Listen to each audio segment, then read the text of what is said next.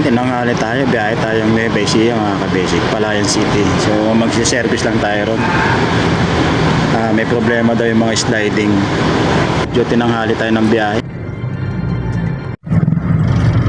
Tayo na, traffic na naman tayo sa Gapan. Parang may naamoy ako hindi Singit maganda. kamote. Bakit sa probinsya hindi uso helmet? Wala bang aksidente sa probinsya? Suspendido pa rin ba? Oo yata. Isang buwan yun eh.